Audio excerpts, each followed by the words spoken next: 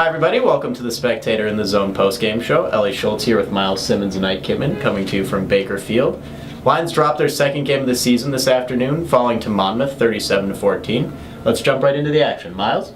With sophomore quarterback Trevor McDonough under center for the injured Brett Nottingham, the Lions scored on their first drive when running back Marcus Garrett ripped off a 41-yard touchdown run to make the score 7-3. It was the Lions' first lead of the season. The defense held stout for the next drive, but on Columbia's next possession, the usually sure-handed Garrett fumbled and the Hawks recovered. Though they wouldn't end up scoring off that turnover, later in the first, Monmouth marched down the field and Thaddeus Richards ran in a reverse to put the Hawks back up 10-7. They'd had a field goal to get up 13-7 before the half.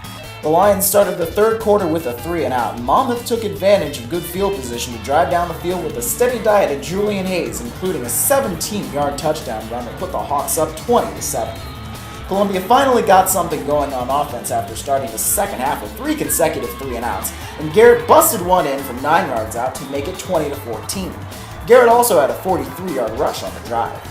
That would be it for the Lions scoring, though, as on Columbia's next drive, McDonough was strip-sacked, giving the Hawks the ball at the Columbia 12. The defense was able to hold the Hawks to a field goal that time, but the Hawks blew it open in the fourth quarter with Brandon Hill's 13-yard touchdown pass to Lamar Davenport to make it 30-14, and then KB Asante provided the final score as he ran it in from 13 yards out to put the Hawks up by the final score 37-14. So as you saw, a rough game for Columbia, especially the offense. A lot of mistakes, and especially on third down, there was a lot of issues. Absolutely, there were a lot of issues. I mean, you go 0 for 13 on third down today to the Lions, and that is a combination of pass protection problems. I mean, Trevor McDonough did not really play very well, and when the Lions got backed up, and they had a lot of third and long situations as well, they just could not get past the sticks. And so anytime you go 0 for 13 on third down, you're probably not going to win the game. Right, yeah. Dismal stat right there. Yeah. There's really no way to sugarcoat it. And also offensively, there were a lot of mistakes, not just on third down, drop passes, things like that. Ike?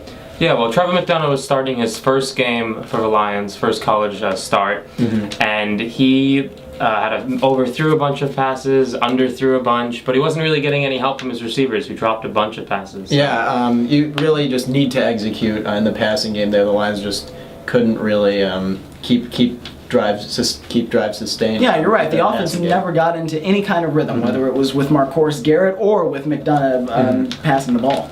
Yeah, and I mean the offense did have Garrett did have a couple of big plays. Both the Lions' touchdowns came on runs by Garrett, but the passing game definitely needs to shore things up going into Ivy League play next weekend. And that is something that Coach Mangarian mentioned after the game. The Lions may not have had the start to the season that they wanted, going 0-2 in their first two games, but there are 8 games left to go, and 7 of them are for all the marbles. And the first one of those will be next weekend at Princeton, so hopefully we'll see you all there.